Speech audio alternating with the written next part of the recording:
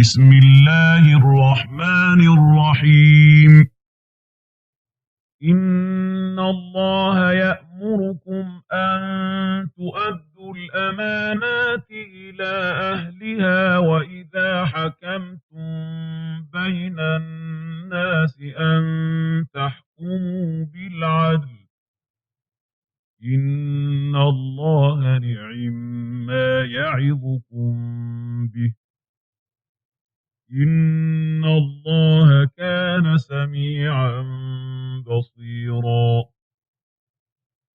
يا أيها الذين آمنوا أطيعوا الله وأطيعوا الرسول وأولي الأمر منكم فإن تنازعتم في شيء فردوه إلى الله والرسول إن كنتم تؤمنون بالله واليوم الآخر،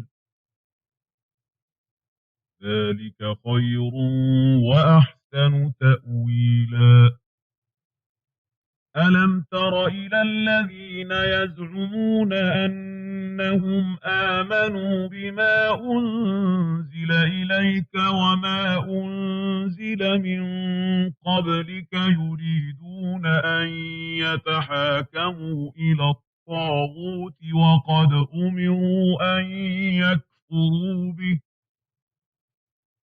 يريدون أن يتحاكموا إلى الطاغوت وقد أمروا أن يكفروا به ويريد الشيطان أن يضلهم ضلالا بعيدا. وإذا قيل لهم تعالوا إلى ما أنزل الله وإلى الرسول رأيت المنافقين يصدون عنك صدودا.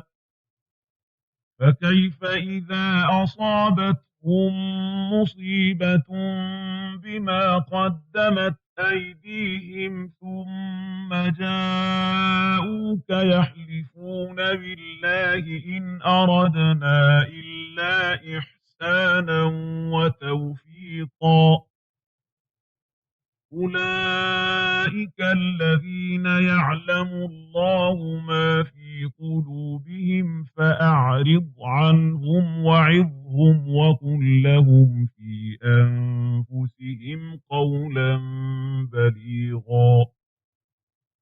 وما أرسلنا من رسول إلا ليطاع بإذن الله ولو أنهم إذ ظلموا أنفسهم جاءوك فاستغفروا الله واستغفر لهم الرسول لوجدوا الله توابا رحيما.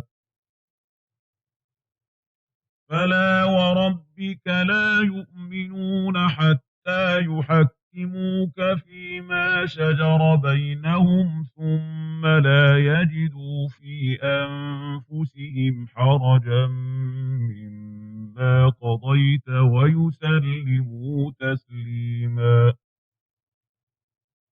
ولو أنا كتبنا عليهم أن اقتلوا أنفسكم أو اخرجوا من دياركم ما فعلوه إلا قليل منهم ولو أنهم فعلوا ما يوعظون به لكان خيرا لهم ولو أنهم فعلوا ما يوعظون به لكان خيرا لهم وأشد تثبيتا.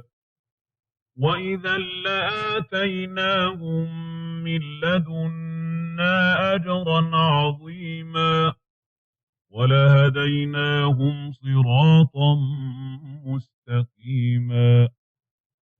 ومن يطع الله والرسول فأولئك مع الذين أنعم الله عليهم من النبيين والصديقين والشهداء والصالحين وحسن